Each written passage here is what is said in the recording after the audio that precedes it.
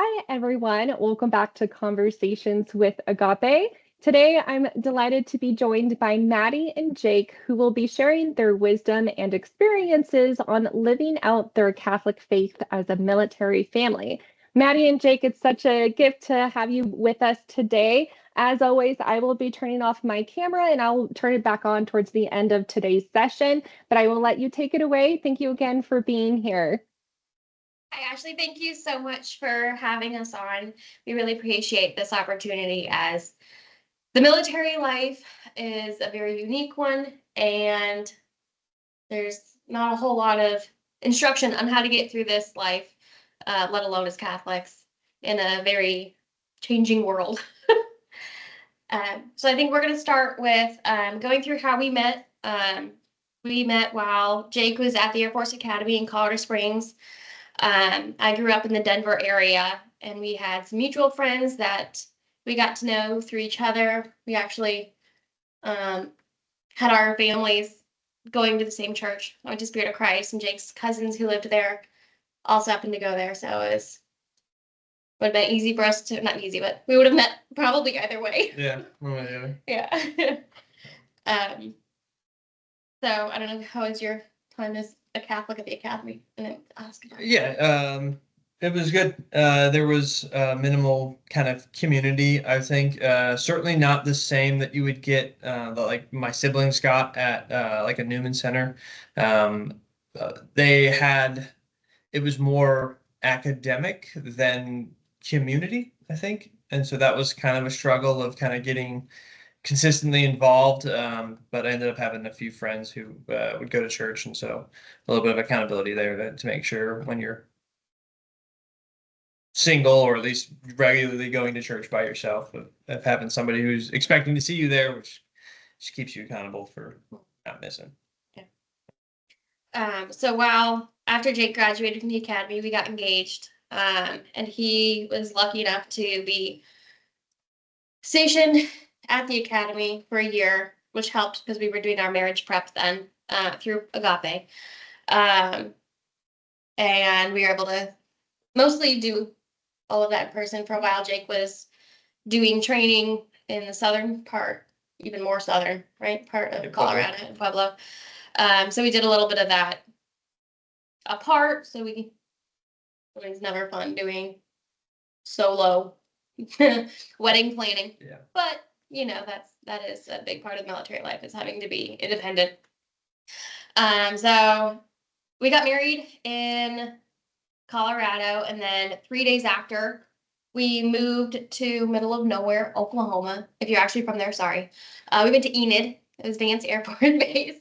And that was tricky. I lived at home with my parents, and I had my 3 older sisters nearby, and we were very close.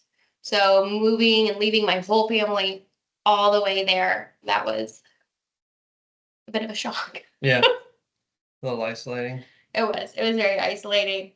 But I mean, I think that was the biggest introduction to military life, is how isolating it can be and how lonely that can be. We adopted a dog. I had baby fever, and James was like, "Look, we just got married, so let's get a dog." And that worked for a little while, but kind of threw everything into that, right? Like Jake he was busy, he was doing pilot training, and that was very demanding. Like 5 to 6 days a week at a minimum. 6 days a week was often. So I trained our dog, and thankfully I found some really good friends at the dog park. But it was tricky, Jake was busy, and I was very lonely, and there was another person who ended up going to the dog park, Robert, who's a really sweet guy, but it was my first time. Like, we were very newly married, and I'm like, oh, I need to have this boundary of not being overly close with the opposite sex, right? Like, it was, everyone talks about, like physical, what am I trying to say? Physical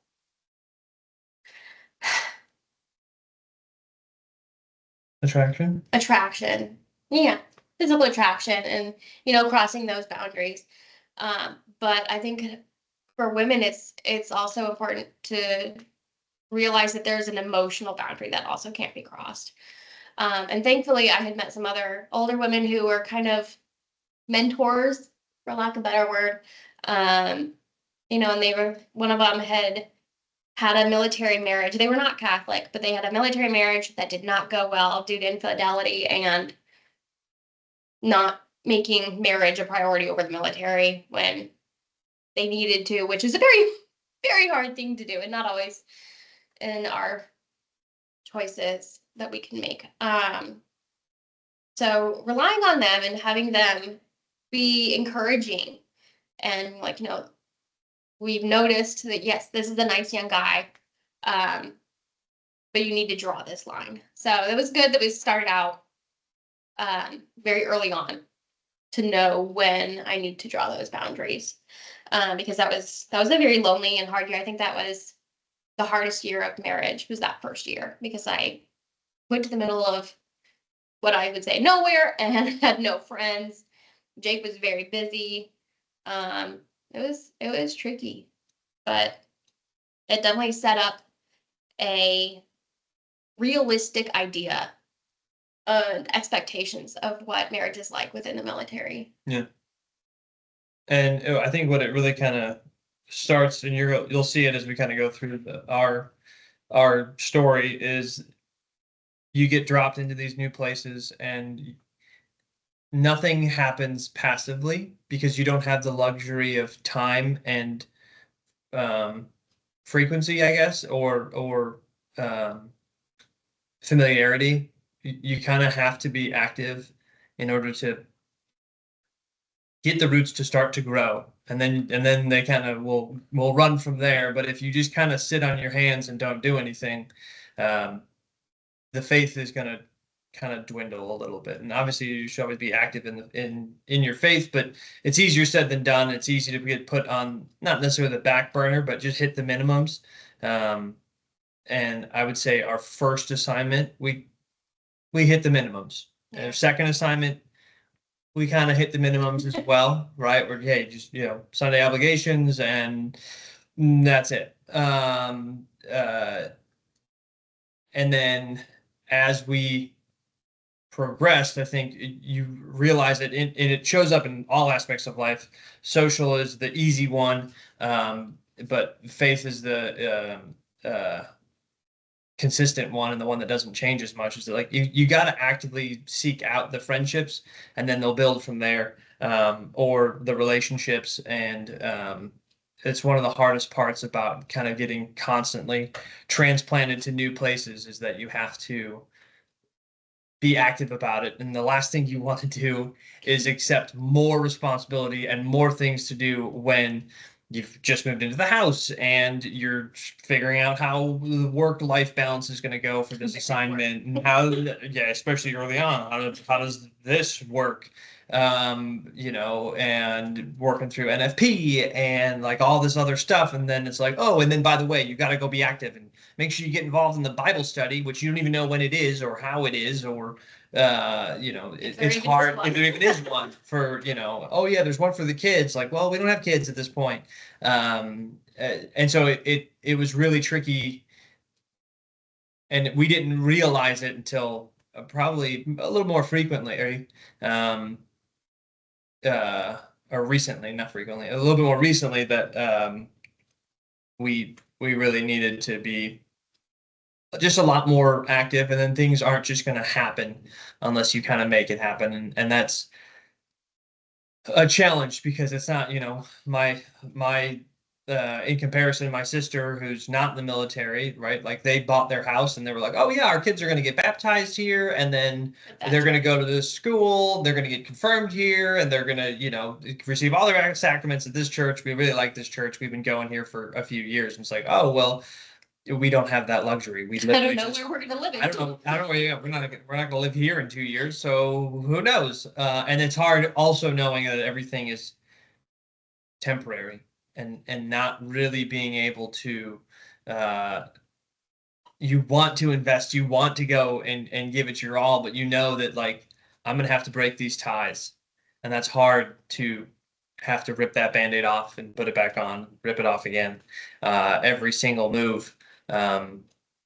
it's discouraging. Like there's no ifs, ands, or buts about it. It's discouraging, and it sucks. I mean, Yeah. it's not fun. But otherwise, you have these like dead years. They almost feel wasted. And I know my first year at school felt like that, where it was just like I had all this support and family growing up, and then I move out, and I've got none of that, and everything kind of just dwindles. Yeah. Sorry, I kind of stole some thunder. That's okay. Shoot from the hip. From Oklahoma, our first assignment, we moved about 2 years later Year and a half. to Arizona, just outside of Phoenix. And I think that was where we kind of realized we need to do better church shopping, for lack of a better term. Don't be afraid to shop around, yeah. drive a little extra. Yeah, we saw a lot of churches. Phoenix area has a lot of massive churches. Some of them are actually stunning. And then there were some that just felt like I was attending a conference. It was just so big. We were in the back of this, it was a church, but it almost felt more like a gymnasium, in folding chairs, very impersonal. Yeah. Impersonal. Because they had all the snowbirds, and Yeah. so they have to account for these huge influxes of people. Yeah. We eventually found a really good church in a retirement community, which, looking back, we probably should have found somewhere with more young families. But that one felt more like home, finding a church like that. And we had our first son there, George. He was the only baby in the church. So all the cute little old ladies, though, they loved it. They would come up and see him every week. And that was nice. It felt a little bit of a community.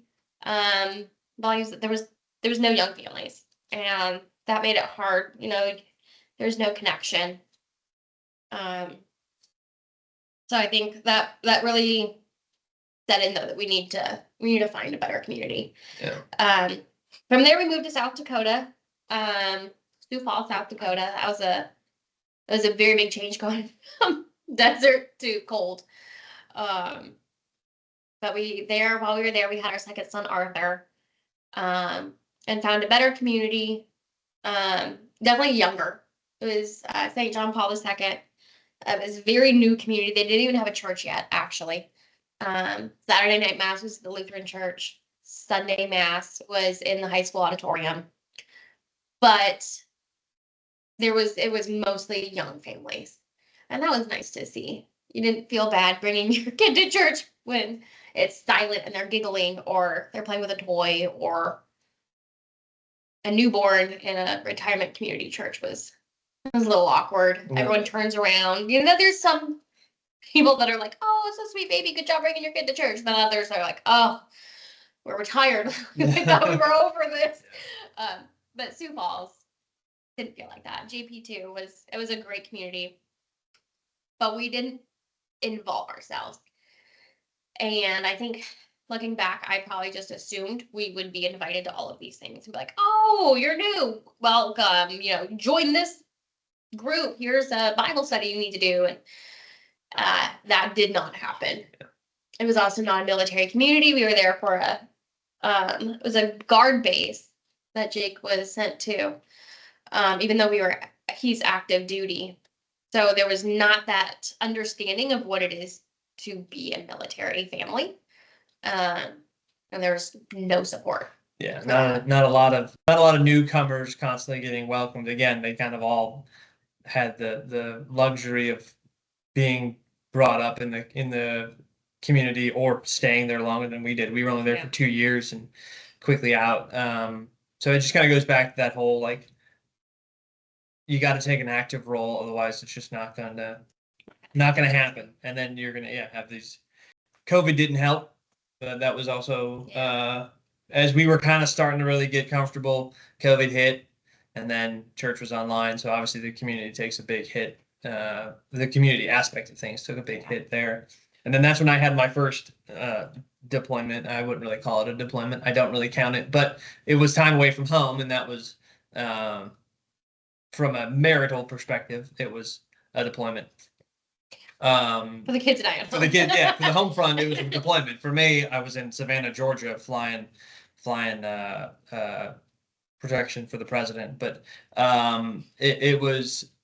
that was probably the first big challenge, because Two very young kids at home. 2 young kids at home. Maddie didn't have the support she really needed, because you lose out on that support structure of both the community of the church and then family nearby to help out, to kind of build up that village it takes to raise the kids. And not having that, and then from a military side of being gone for as long as I was, the hard part is Going to church. continuously going to church. And there's gonna be times where, like, hey, it's Saturday night, let's go out and party. And it's like, okay, well, we can party up to a point, but hey, mass is at 9 and I need to be ready for that. And so Not a very popular opinion. yeah, it's not. And sometimes you're gonna have to pay for Ubers to go home while the rest of them go gallivanting through the night. And cause you just gotta call it up, which is not an easy call to make.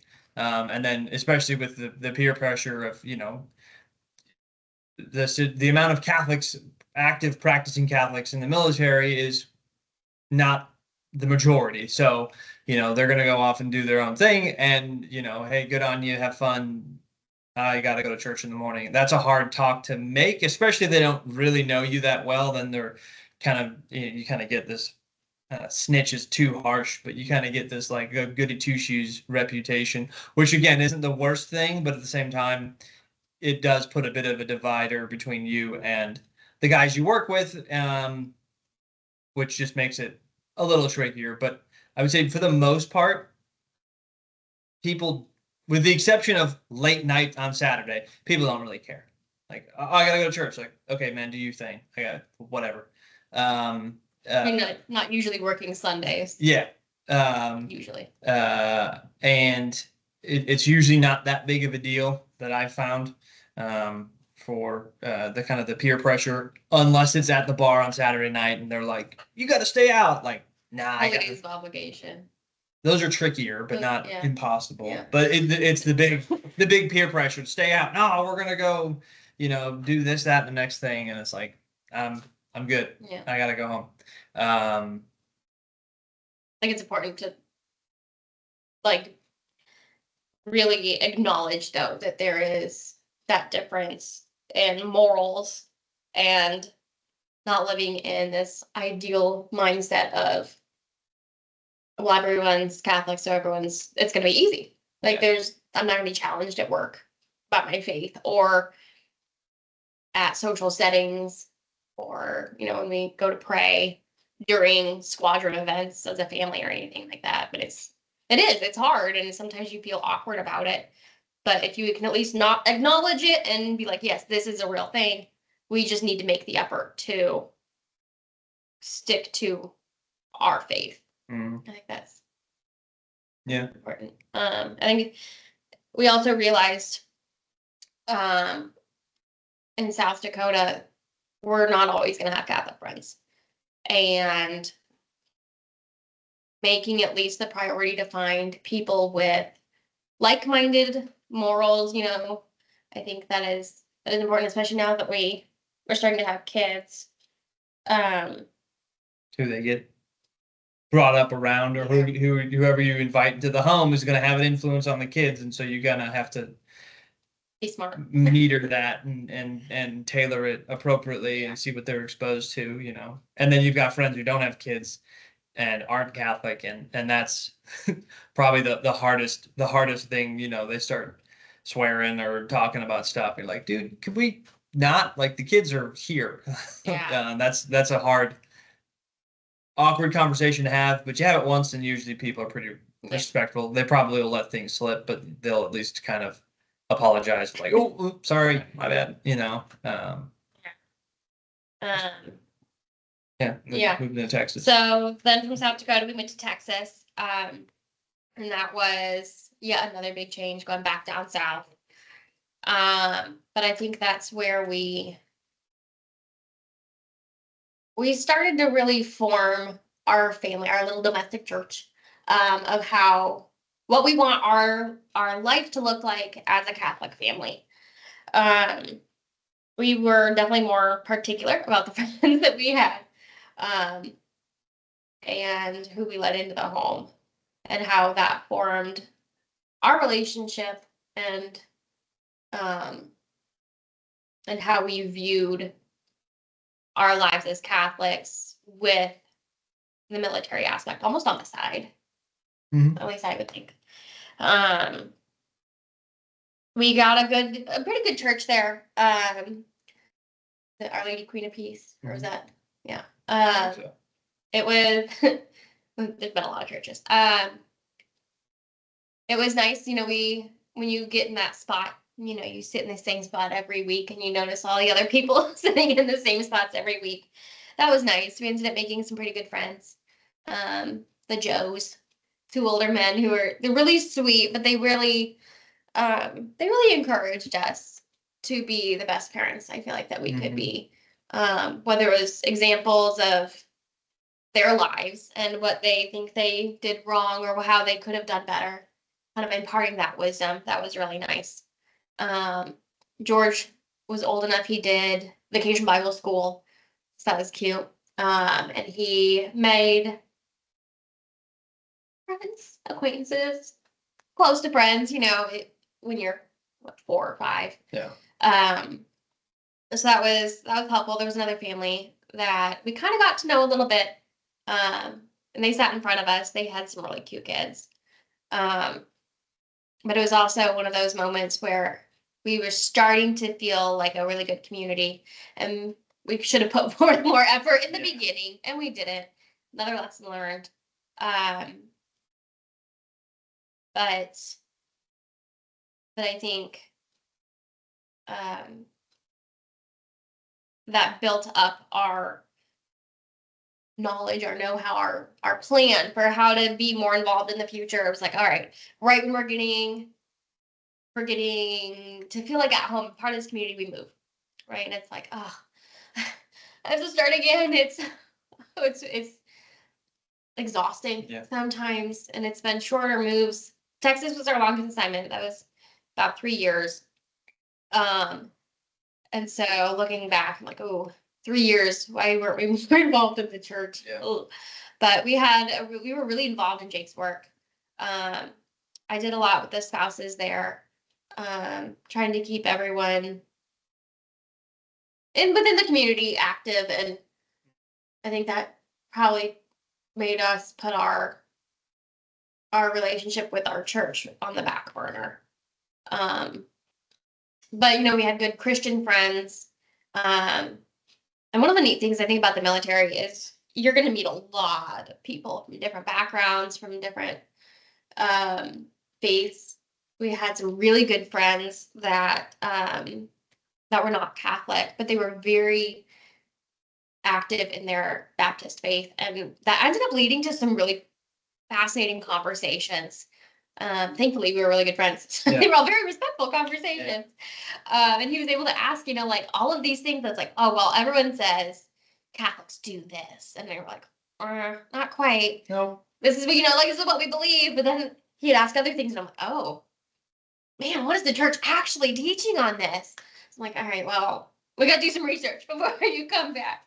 So that kind of started us getting more involved in our faith and researching what it is that church actually believes. We're both born and raised Catholic school, up until high school. So it was easy to fall back on oh, well, I went to Catholic school up until 8th grade, so I know my faith.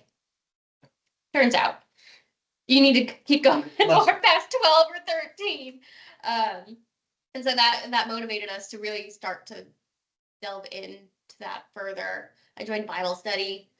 There weren't, like I said, there's not a lot of Catholics.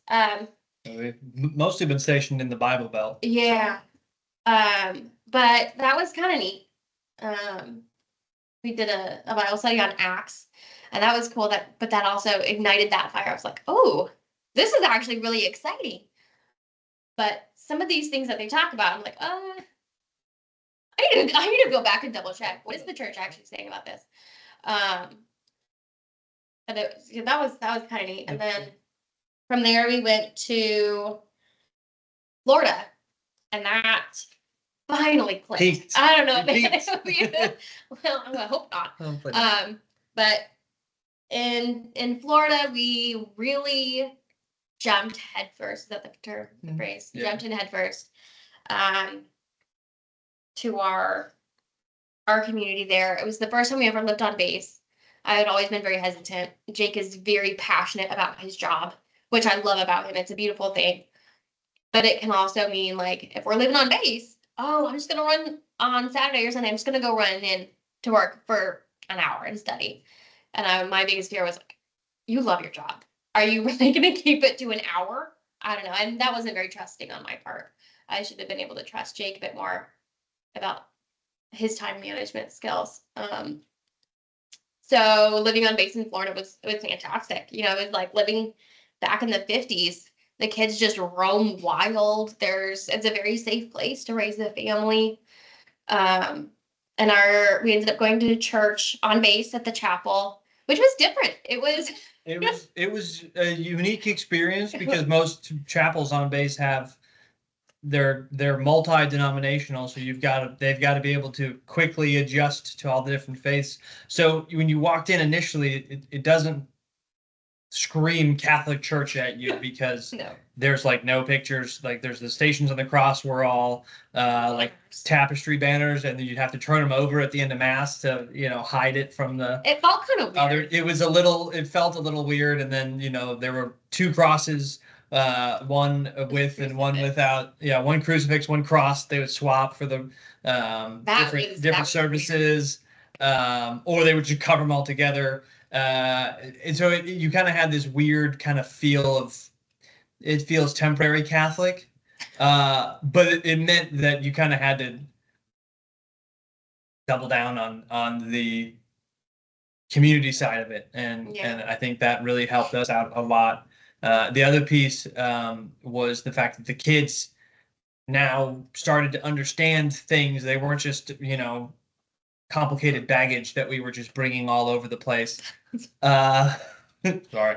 Right. Like they started kind of coming into their own. And so now they started asking questions, and that really drove a lot of, with that background in Texas. And now we get to Florida, and it's like, well, why this? Well, why that? Well, why this? And if you've ever been around a toddler or a kid, that takes about 10 minutes of being around them before they start asking 100 different why questions.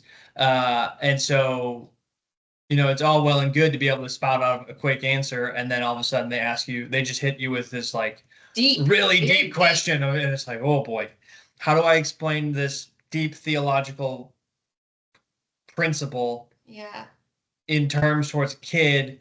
Well, I need to be able to have it like mastered so that I can properly communicate it. And then what it drove us to was like, okay, well, we gotta learn this stuff. The kids start going to RE. And while there, it was on the other side of base. We'd drive over there, and it would take 15 minutes to get there. It was an hour class, so 15 minutes there, 15 minutes back, and then 30 minutes at home, and then 15 minutes to go pick them up. So they had a really nice program where they were like, "Hey, we're just going to do a Bible study for all the parents that are in RE." It was open to anybody, but like targeted towards the parents of the kids doing RE, because you're here anyway, dropping your kids off, and by the time you get home, you're going to have 20 minutes, and then you're going to turn around and come back for them. So you might as well stay. And that worked out great. We met some awesome people. Really started challenging the faith, and then the guy who led the actual program was saying, and kind of hit on one of Maddy's points earlier, was that like a lot of people leave the faith because they have this 8th grade education, because that's where we really kind of stop pushing it post confirmation. Then you're kind of on your own, learn the faith as you go. And it's like, yeah, you're going to leave the faith with an 8th grade education, but it requires a doctorate. Like, so you've got to stay active. You've got to keep learning. And the more you learn, the more you're going to want to learn, and the more you're going to understand what's going on. And I think that was a huge impact on us, of having Catholic friends our own age, with similar questions. It's kind of the first time I had Catholic friends. Yeah, and then that was Oh, nice yeah, because we were close to them. They had kids, so the boys are just running feral in the backyard, but it's on base, so they won't let them out the front gate. And we were able to have these like pretty open conversations with our friends about like, hey, NFP is hard, right? And they're like, yeah, it is. It's not easy. That's something that's really not talked about. Or, moving and uprooting your life every few years is hard, right? Like, yes. And okay, cool. Find church We're not alone in this. And that was huge to kind of just have somebody just to mutually complain with at a minimum, but to kind of right, like, okay, just realize that it's everybody does it. That, Everybody but then goes also through make it. a plan with. Yeah. How can we better each other and keep each other accountable? Yeah. That was a really neat experience. When we first got there, our church was St. Michael's community. That's not an established church, Yeah. which was also kind of strange. They did a pilgrimage to the Shrine of the Most Blessed Sacrament up in Alabama. And that was, if you haven't been there, go, it's amazing. But that was something that we originally were like, the whole family can do this. It's open to all the airmen. It was free, like just trying to get people more active in their faith and excited about their faith. And then military, right? Hits, Jake can't go. He didn't get the leave approved. And so I was like, oh my gosh, you're telling me I'm going on this pilgrimage in a Greyhound bus with unfortunately, it was a lot of retirees that go to the church. I was like, and I'm doing this with 2 kids by myself. No, like, no, I can't. Like, this is so scary. I was really intimidated and nervous. Did a lot of praying. God, give me the strength to go and not have it be terrible. Thankfully, he came through, and I went on the pilgrimage, and it was very life-changing. It was the first time as an adult I feel like I really experienced Christ.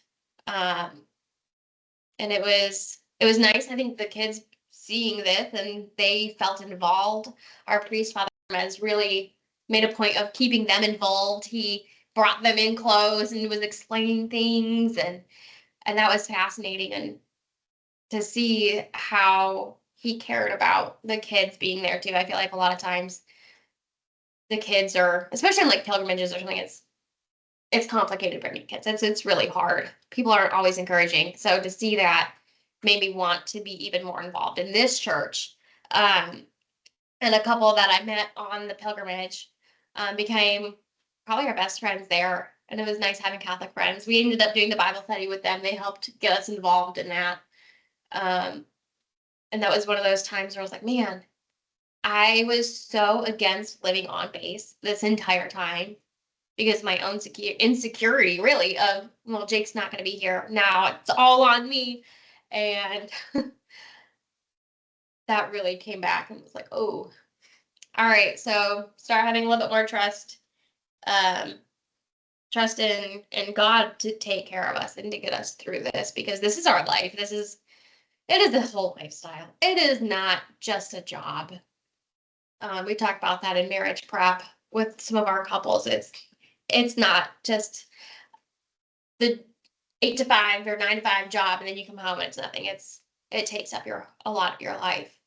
And we've noticed a lot of people, especially non-Christians, they don't have that faith to fall back on, and it ruins their marriage.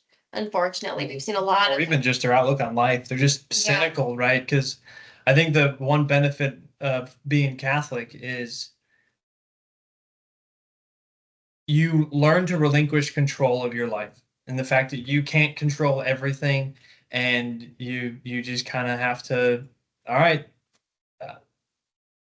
Jesus take the wheel, right? Like, I'm not driving, I'm in the passenger seat, I'm just here for the ride. And I think the military life, it really takes that to an extreme, because like, well, I don't know where I'm going to be in 3 years, let alone 3 months, let alone, I don't know what I'm doing next week. So you just kind of get used to, I'll be where I need to be and I'll grow where I'm planted. And a lot of the Catholic mindset of that kind of not like go with the flow and with regards to just doing whatever, but just going with the plan and not knowing the plan and being comfortable with that is a very hard reality.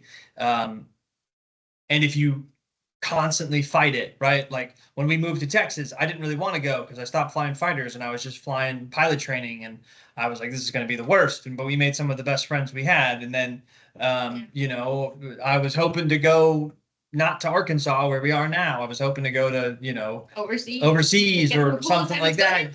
Get out of the Great Plains because we've pretty much exclusively been in central US for the whole time. And then it's like, nope, you're going to Florida and you're coming up here. And it was just kind of like, okay, A lot of things had to fall into place. I probably need to be here for a reason.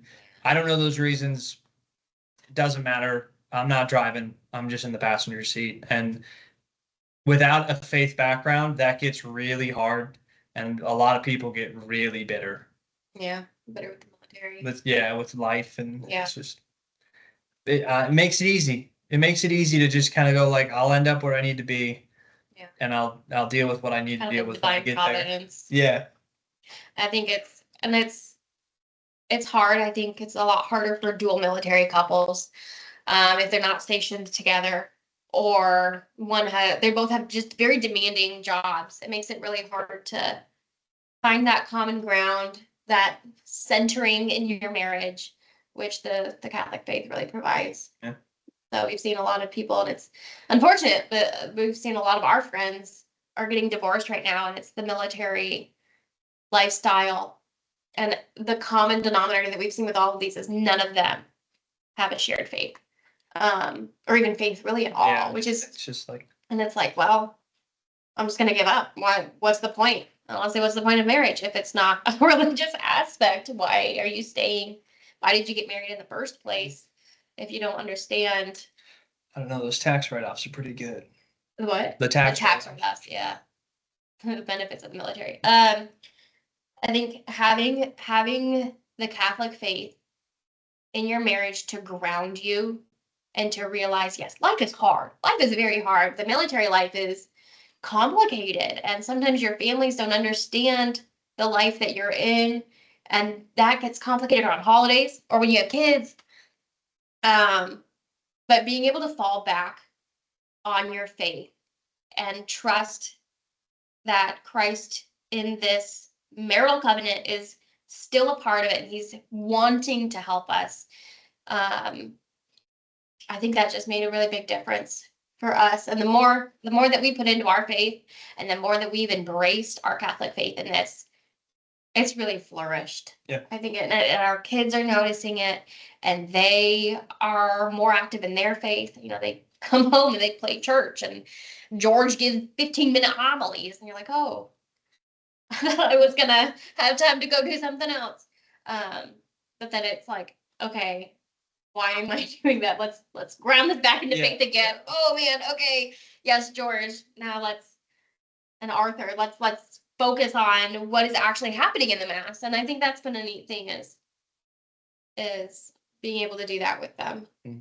But it's just another aspect of, I'm saying that word a lot. But the importance of keeping our faith in our marriage and in the military life, it's kind of a tricky one. Yeah, it's not easy. No, but it's worth it. Yeah, we're getting by. We are. It's been fun. I think that's pretty much, we're a little bit over on our time. No, you did great. No, thank you so much, Maddy and Jake. It was incredible to hear your insights and the struggles on what military families go through. So thank you for sharing that. I do have a few follow-up questions. So with the changes and the often moves, you mentioned that you still made your faith a priority, even without a long-term home parish. Can you share how you focused on nurturing your faith at home? What were some things or traditions that you did within the home? Yeah, I think the nice thing about the Catholic faith is it's I don't want to say regimented, but it's universal. It's universal, yeah, it's universal church. So that's the nice thing is we have all of these prayers and things to fall back on. And I think focusing on making our home more of a domestic church and having our kids involved in that, doing rosaries with the kids. It's tricky. It's really that's really hard. But we ended up getting this really cool board, and every Hail Mary, the kids place a bead in it, keeping them involved. It's really cute. That's adorable. They love that. We've actually really embraced Hallow. That app has been really big for us. It kind of brought us back into understanding the Bible, doing Father Mike's Bible in a year. And they have great sections for kids. Family mass prep. Family mass prep has been so they hear the readings of or they kind of get the what's gonna be said, and they actually can understand the readings and stuff before going to church. So then when they hear it, there's been a few times we've been in church and I'm like, wait a minute, they just talked about that in family mass prep. Like, yeah, do the prep needs, but sweet, we're figuring it out. It's getting them excited. And the nice thing with that is, it's no matter where you are, whatever move, in the middle of a move, you can be like, all right, this is really stressful. Mommy's losing her mind with this move. I can't pack anymore. And George is like, well, just say a prayer. And I'm like, oh man. Oh. Yeah. It's like when you're sick and you don't feel good, and then someone's like, have you taken medicine? You're like, oh, no. Sometimes you need someone to just smack out the head and be like, hey, exactly. Let's pray and let's ask for help. And so I think that's been really good for us, and it's something that is a constant. Whether we're, on a road trip, the hard part with moves is with 2 cars and kids. We're always split, and so we kind of lose that companionship during the long road trip. Like we just moved from Florida to Arkansas a couple weeks ago. And being able to be like, yeah, this is a lot. Be like, okay, well, let's just do a daily rosary in the car. We've got a lot of rosaries. Those Catholics do. So sweet. So that's just been, it's that constant. Really sweet. Yeah, that's awesome. I don't know if that answers your question. No, that's perfect. You gave so many tips. That's awesome. That will help out a lot of other families too. And just for our audience to know, Maddy and Jake are also marriage prep instructors with CatholicMarriagePrep.com. So this is my last question, and I'll let you go. What is your favorite part about being an instructor for Catholic Marriage Prep? I think personally for me, we work almost exclusively with military couples, and being able to share our experience with them and how unique it is from people all over the world. We've had people stationed in Aviano, Italy. We've had a couple who, one of them was in England, one of them was in Germany. And it's, wow. So it's nice to be able to really connect with them on that level. We've also had people like, hey, do you know so-and-so? I think they were flying with Jake. Yep. And Jake's like, oh, that's awesome. You realize what a small world it is. That's there, and they're Catholic, so hey, find some Catholic friends. Yeah. That's awesome. Kind of the fun part. Yeah, absolutely. Small world, small Catholic community, a smaller Catholic Air Force community. Yeah. Oh, that is so cool. Well, thank you both for sharing your insights and joining us today. And we'll see everyone next time on Conversations with Agapè. Thank you for watching.